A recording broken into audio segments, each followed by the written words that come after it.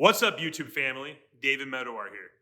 And today we're going to talk about how the pain that you experience in your life can actually be a gift.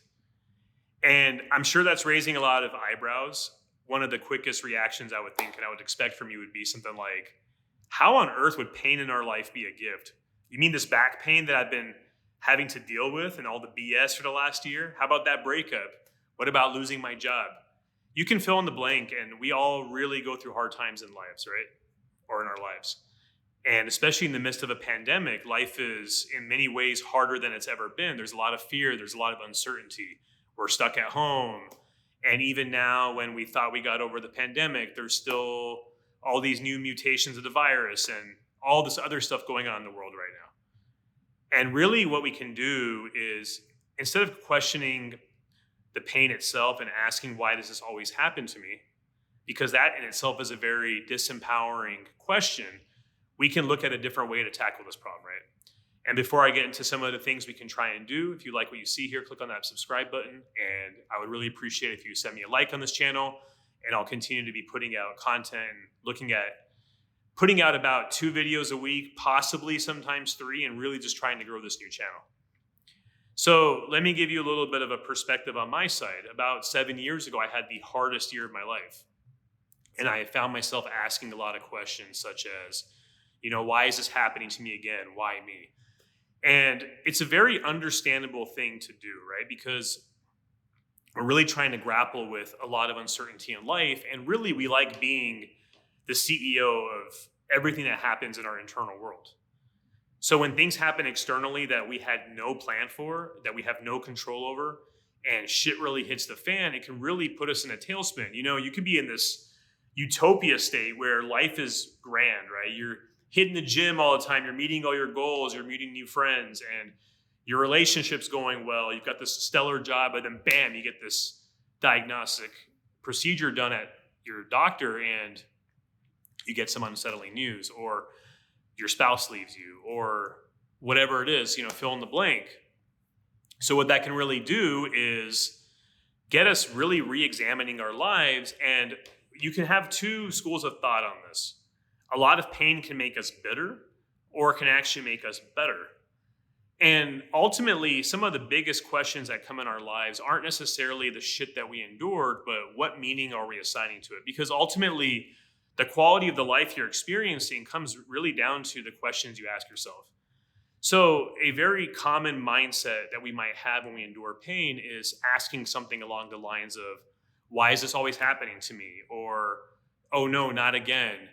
And it's understandable, but this is a very disempowering and self-victimizing way of looking at it. And by no means do I want to minimize anybody's experience that you might be going through right now, because pain is a real, legitimate human issue, unfortunately. And no matter how big or small, I have great empathy for all of you in the audience, because whatever you're going through right now, I'm not here to tell you just get over it. Absolutely not. We all go through hard times, and that would be some pretty shitty advice. That would not help you at all. What I'm here to tell you, though, is whatever it is you're going through, experiencing, whether it's physical ailments, whether it's mental, emotional, we can step back and we can ask ourselves, what good is this? Or what is this trying to teach me? What's the meaning behind this? So I want to actually share a little bit about my own personal journey with this, because when this shitty year happened to me 7 years ago, I had a lot of social anxiety at the time. I wouldn't have been able to put out this channel back then. I really didn't have a peer group. I was really timid to go out and try new things in the world, because everything in my world as we know it just turned upside down. And so I had to really rediscover myself and figure out what the hell I was doing in life and some of the next steps I wanted to try and tackle. And sometimes what happens is that we're in a situation where we know something needs to change, and then it never actually happens until your life turns upside down and you have no choice but to go up. And so that's something that you can really look at as a gift in itself, right? Because, for so many years, there was no sense of urgency in my situation to change a lot of how I approach life. And the gift that came from all my pain has now translated into something like this YouTube channel or this book on anxiety that I wrote, and I have a link to it in the description below, where I can give back. And so for me, my personal gift that I found in the pain that I endured in my life was that it was a greater calling to be able to give it back to you. Because it's one thing for somebody to give you advice that sounds good, but it's another thing if somebody can be by you and be like, hey, bro, I went through this. I've gone through that exact same situation. I understand how you feel. And these are some of the things I have done that really got me out of a rut. Because a lot of people right now are hurting and they don't have an outlet. And so social media and a digital world is very double-edged. On one hand, people are able to access the world in a way they've never been able to before. And there's so much information out there. There are videos like this. You can go on YouTube. You don't have to pay a dime. You can find a lot of things on self-help, fitness, whatever. But at the same time, I would argue that in some cases, we're the loneliest we've been ever. Because now what happens is people go on Facebook, they see these highlight reels, they see all these smiles, people look happy, living these dream lives, but we don't necessarily know what's going on behind closed doors or when that laptop is closed. And so we need to have a discussion around this about when we deal with shitty times, what better meaning can we give it? So I want you to try one thing. I want you to pause this video. I want you to go somewhere quiet where you won't be distracted. Put the phone down. Put on some relaxing, soothing music. Okay, so for me, the beach is a very healing and therapeutic environment for me. And that became a go-to for me when it came to some healing and some inner work I had to deal with. So for you, it could be jazz music. It might not, I can't talk. Might not be any music. It could be the sound of birds chirping. It could be your ground fan. The fan was blowing and making some white noise, whatever it is. And I want you to close your eyes and I want you to just breathe in for 4 or 5 seconds at a time. Just exhale, inhale.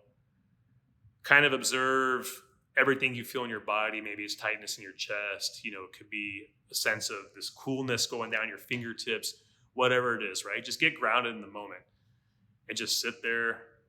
Just let your body relax. Maybe notice how you're sitting on your chair. You can imagine how your feet are planting the weight against the ground. And what I want you to do is I want you to make a list of 10 things you're grateful for.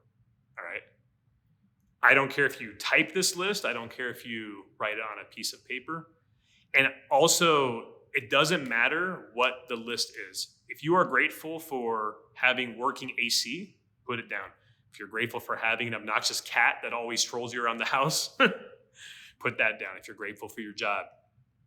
And even more so, if you can't even think of that list, then consider things that you have in your life that perhaps we're taking for granted, or maybe other people around the world, they don't necessarily have that. Or it may seem like you always wished you had this and now you do, but you've forgotten where you've come from, right?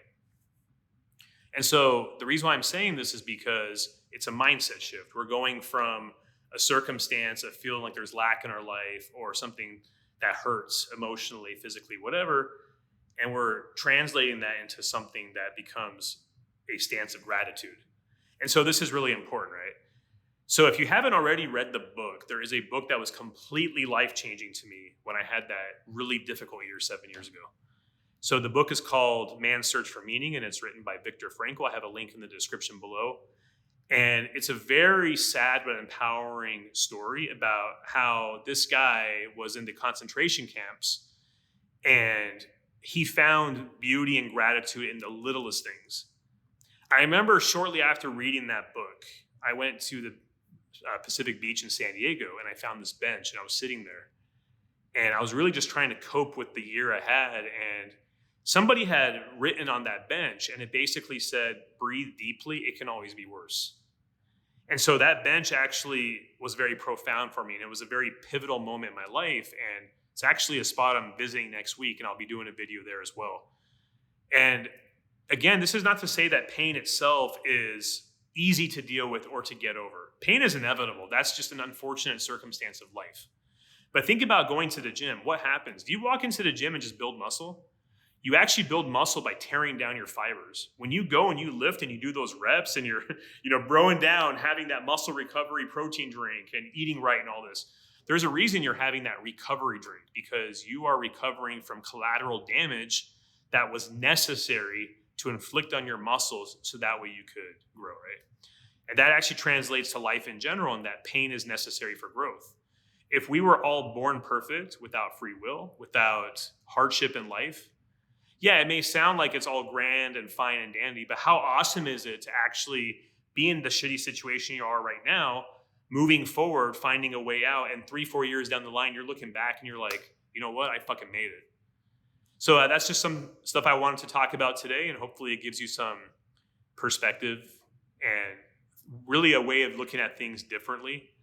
And if you have some thoughts on this, I would love to see a comment in the comment section below, and I'll talk to you later. See you.